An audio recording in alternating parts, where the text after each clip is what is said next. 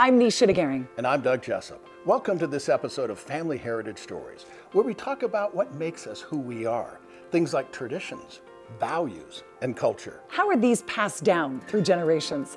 Through words, through deeds, through stories. The name of this show is Family Heritage Stories. What does heritage mean to you? Now, you mentioned you have two daughters. I do. Okay, give a shout out, a name. Yeah, so Miriam Ruth, Miriam is my oldest. She, her first name starts with M because 3 out of her 4 great-grandmothers' names start with M. And then my grandmother, who I mentioned, who was maybe the biggest source of all inspiration, my Jewish journey and rabbinical journey, her name was Ruth. And so we named Miriam Ruth for her. And then my other daughter, her name is Esther Avigail. We call her Esty for short, but I wanted her, when you look in the book of Esther, you see that Esther was the most assimilated Jewish person in a place where most folks weren't Jewish. But when her people were in danger, she remembered her heritage and stood up for her people. And so my wife and I felt, my wife Jill and I felt that at a time of growing anti-Semitism, Esther was an appropriate name. Strong name. Okay, well, we're gonna put Esther in a time machine. Okay, so okay, how old is little Esther now? Esther is, Esty is next week will be 14 months. Oh wow. Okay, so we're going to have to put her in a big time machine. Okay. So we're now going 20, 30, 40, maybe even 50 years from now. Okay.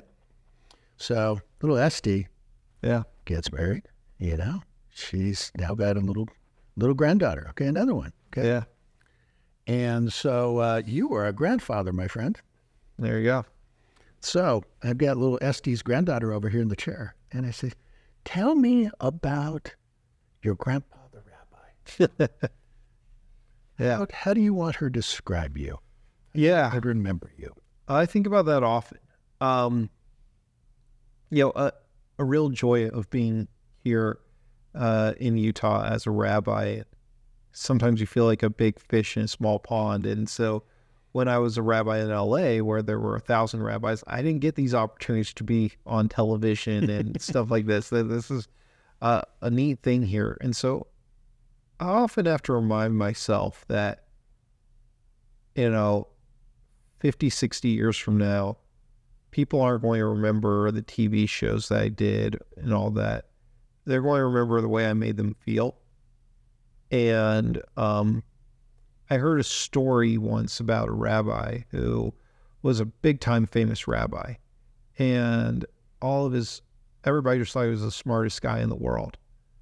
And he had a unique last name, and one day this woman was in a grocery store, and she sees somebody paying, and sees their last name. It's the same as her rabbi, and she goes, "Are you related to Rabbi so and so?" She goes, "Well, yeah, I'm his daughter." And she goes, "Oh my gosh, your father was the most wonderful rabbi, the most brilliant rabbi in the world. He was like a father to me." And what the woman who the rabbi's daughter said to her was, "At least he was like a father to somebody." And I reflect on that story, and that's my biggest fear.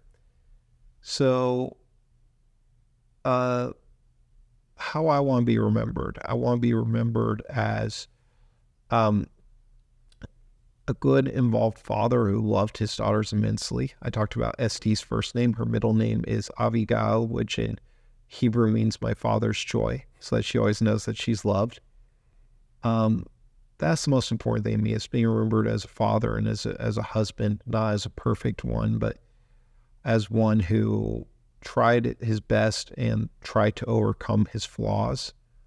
And from my students, I want to be remembered as a good teacher who encouraged them to continue Judaism and living lives of Jewish values. as a middle school student, I read the Epic of Gilgamesh, and Gilgamesh, all he wanted is for his name to be remembered. He was so scared of dying because he said, what if people forget my name? Well, that's not a huge concern for me. I think that a lot of rabbis really want their names to be remembered. With my community, I'm okay if they don't remember me. I don't want them to hold on to my memory. I want them to embrace my successors and not have a cult of personality around me for my synagogue. But I hope that my students remember me as somebody who was there for them, who made them helped inspire a love of Judaism for them. And most importantly, even if it's much more important for me to be remembered as a good father and a good husband, and hopefully, God willing, a good grandfather one day than to be, if I'm remembered as a mediocre rabbi but an outstanding father, then I did life right. I'd rather that than being the best rabbi and not the best father. So, we all have different sets of grandparents. What's any other stories that you have about one of your grandparents you want to share? Yeah. So my grandparents, they weren't wealthy people. My grandfather, as I mentioned, owned a bar and a liquor store, and my grandmother was a homemaker. But they were involved in every Jewish organization in their town. And my grandmother served on many national boards. And they actually knew Dr. Martin Luther King and helped organize rallies for him in the Midwest. And they took the little money that they had when a woman named Golda Meir came to the Midwest to raise money for the state of Israel, the soon-to-be state of Israel. And they bought state of Israel bonds with that, with the little money that they had.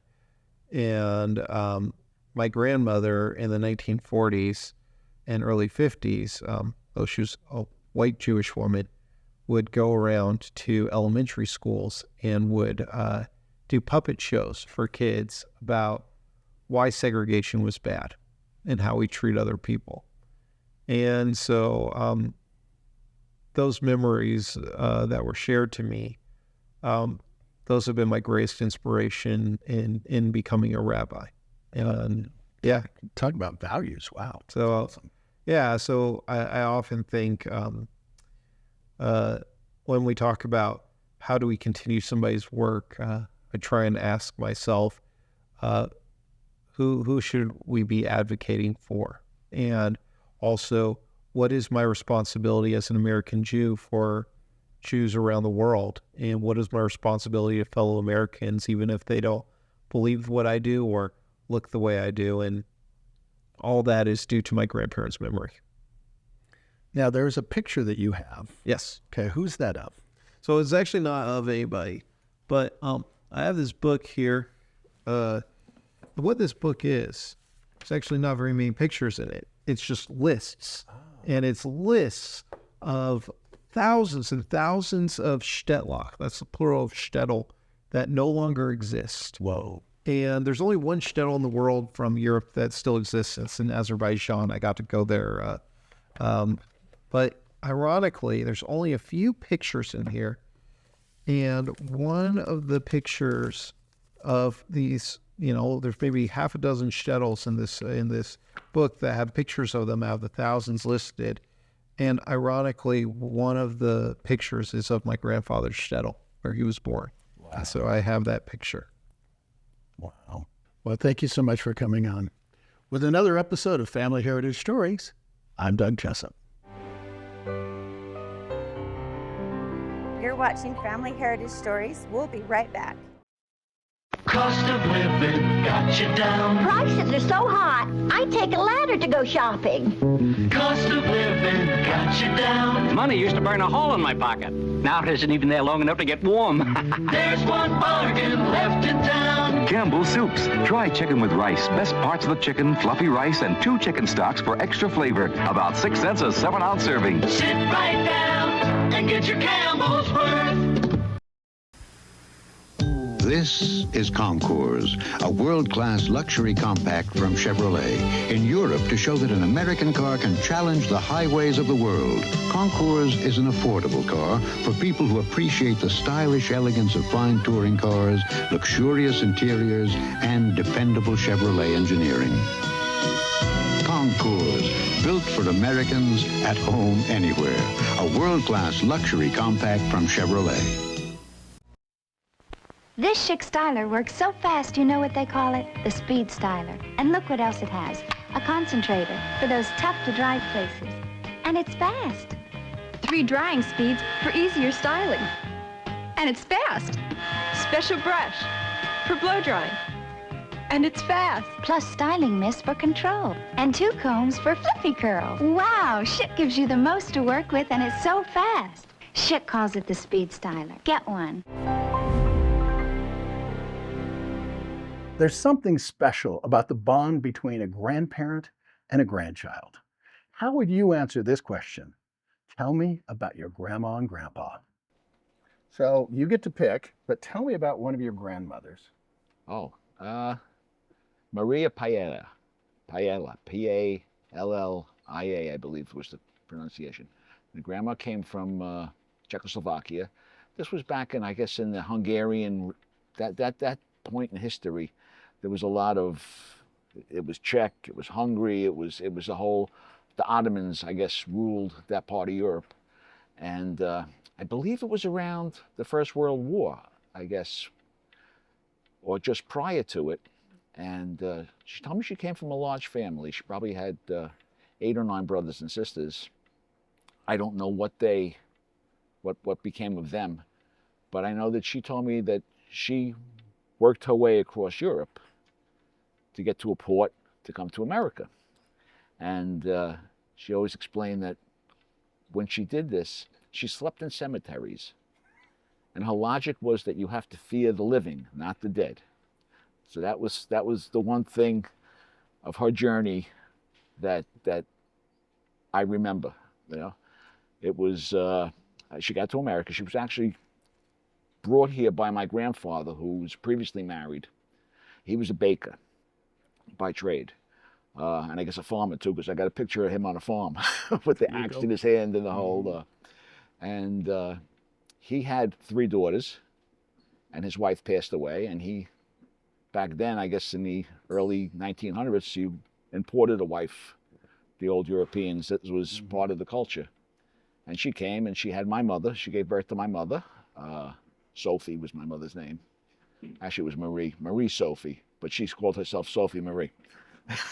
they did strange things. And they lived on a farm in Jersey. I don't know. Grandpa was... I must have been about 4 or 5 when he passed away, maybe 3 or 4. But I know he was long-term in a hospital, I believe tuberculosis. And now, Dad Jokes with Mike Agrilius. Why did the chicken cross the playground? To get to the other slide. Yes, this is how it's going down, so hang on for the ride. What has more lives than a cat? At least that's what they say. A bullfrog. Because it's a fact, they croak each and every day. Think of a riddle your gramps would tell about a kid out on a boat, and the punchline he would sell, whatever floats your goat. All from the book, Whatever Floats Your Goat, the granddaddy of dad jokes, for kids and old goats. The last words that my grandfather said were, "Please remember me." This is Doug Jessop. It would be my honor to help you share your story with a private in-studio interview with a video for you to keep. Go to FamilyHeritageStories.com for pricing and to schedule your interview. Está viendo Family Heritage Stories. Regresaremos. I have a pretty cool family. Some family I haven't even met, but they are amazing too. How do I know? Your history is everywhere, if you know where to look. But searching through all this? Are you kidding me? Actually, Kindex makes it easy to gather records and add them to your online archive. So everyone can jump in and index their records, making every word searchable. As I sit here all alone, I wonder what you are doing now, period.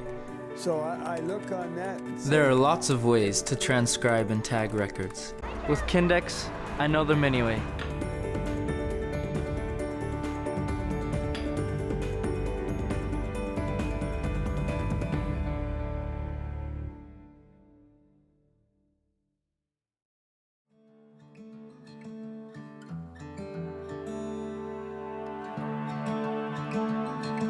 One of my favorite inspirational quotes is from Audrey Hepburn. She said, "To plant a garden is to believe in tomorrow."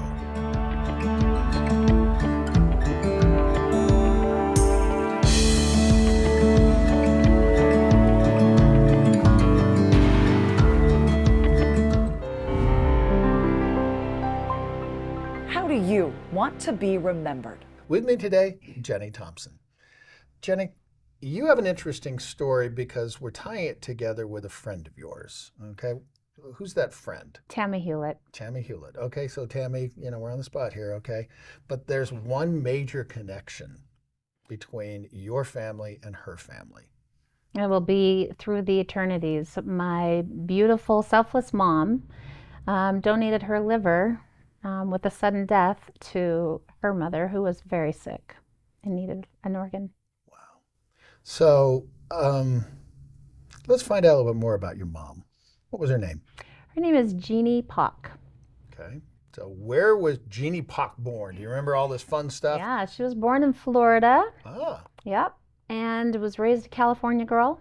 Oh, really? Was one of those people who didn't care about the limelight. She just cared about serving others. Yeah.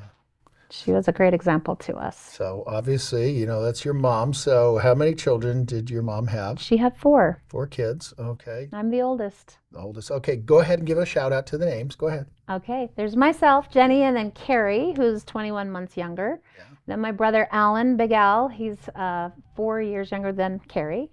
And then Sherry, she was born 2 years after that. If mom was here, okay, yeah. What's something that you think mom would want to be remembered by? Oh, good question. She really just wanted to be remembered as a Christ-like person. Okay. She just really wanted to serve others, and she did. And it's funny, all of us kids, the 4 children, were married except my brother.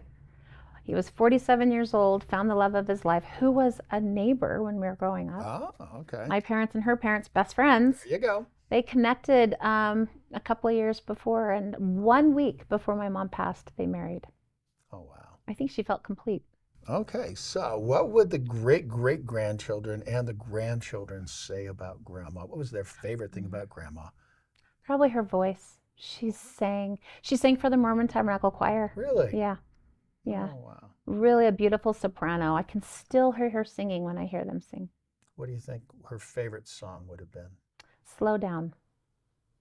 It's a beautiful song written by a surfer, of all things. Yeah. And a woman named Sissel picked it up, and she sang actually as a guest from the Mormon Tabernacle Choir a couple of years ago.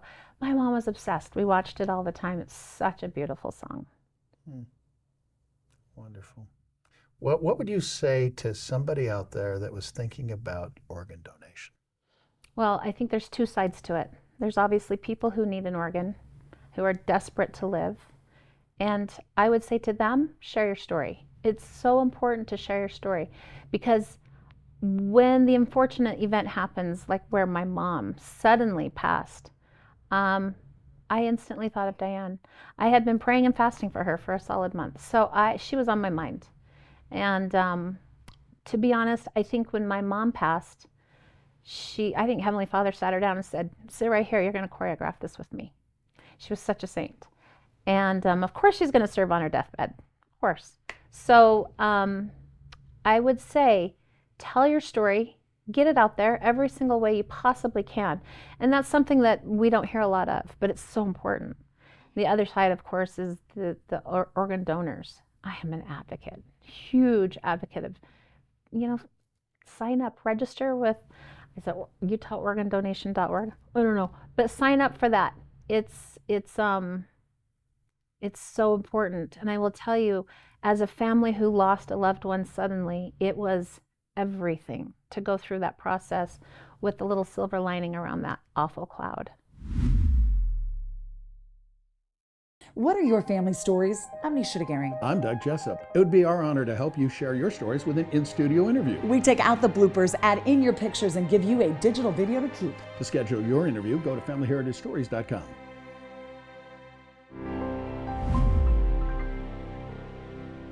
Objects with stories, our treasures remembered. It's time now for a visit with Brandon Fugal.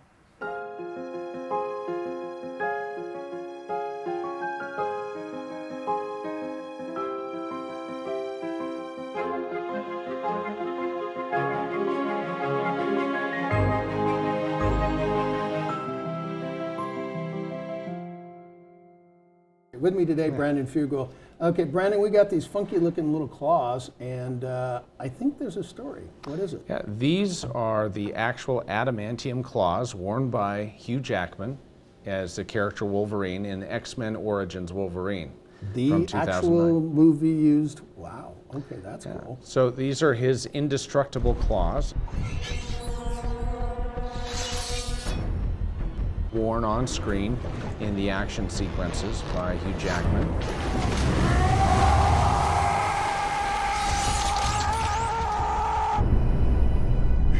We also have the dog tag that on one side says Logan, which is his real name, and then the other side is Wolverine. And you also have the meteorite that contains the indestructible extraterrestrial alloy that is adamantium. We're about to begin bonding adamantium to weapon exoskeleton, where they essentially process the ore. It's a great piece of cinematic history. Wolverine is really the iconic Marvel character for a lot of people, and it's such a treasured piece of movie history. The holding company that I set up to acquire the infamous Skinwalker Ranch in the Uinta Basin is none other than adamantium real estate, which in other words is translated as indestructible. From connecting with cave art to creating videos that show up on your kids' or grandkids' devices, this is all about connection, connecting with people we know and we love. Want to know about the power of a story? We asked Mara. It's priceless. It's priceless to me because when I was first sitting with the guys listening to their stories, it's something you just can't get back. And there's a lot of stories I wish I would have had recorded from my dad, my mom, my grandparents. So at least we were able to get these stories recorded. And to have them videoed and digitized is key, because the younger generation, you know, sitting with my nephews, doing homework with them over COVID, they weren't looking at books, they were looking at screens, and they can look at this on a screen. I'm Doug Jessop. And I'm Nicea DeGering. It would be our honor to help tell your family heritage story. Go to our website to schedule an in-studio interview on the Jessop's Journal TV set. Broadcast audio, video, and lighting are already set up to ensure quality control. All you need to do is come to our Salt Lake City studio and we'll do the rest. Our professional editing staff will take out bloopers and add your pictures to create a private digital video for your devices. Go to FamilyHeritageStories.com for pricing and to schedule your interview.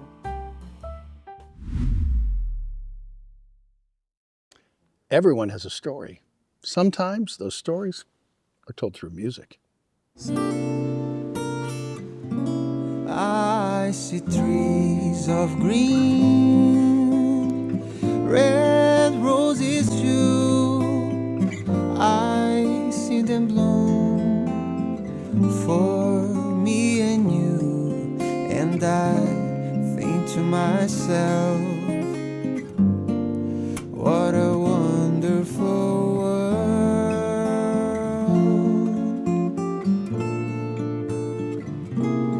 I see skies of blue and clouds of white, the bright blessed day, the dark sacred night, and I think to myself,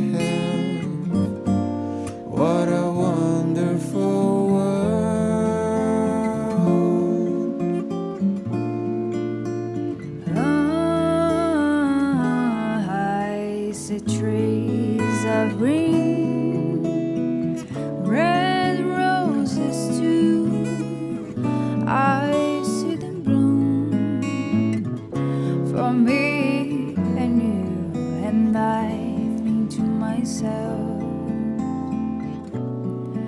What a wonderful world.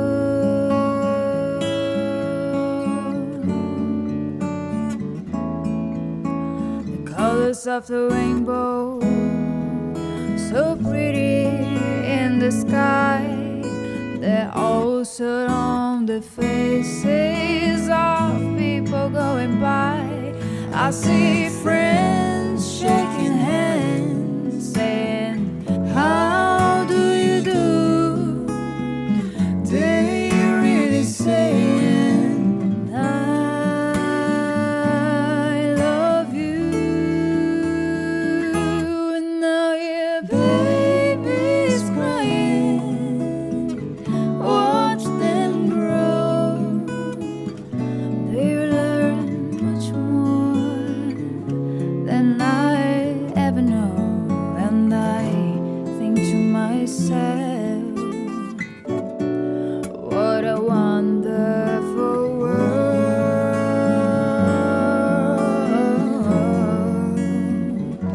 Yeah, I think to myself, what a wonderful world.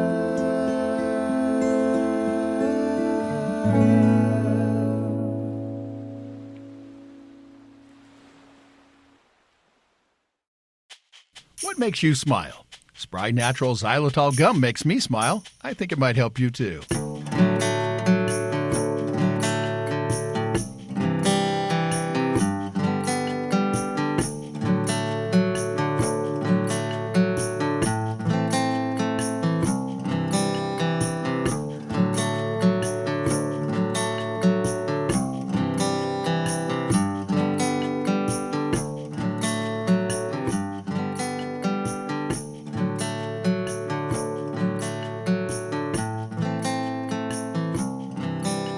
It's our honor to be able to help people remember where they came from. If stories aren't passed down from generation to generation, the stories are lost, and it's as though those people never existed. So how do you want to be remembered?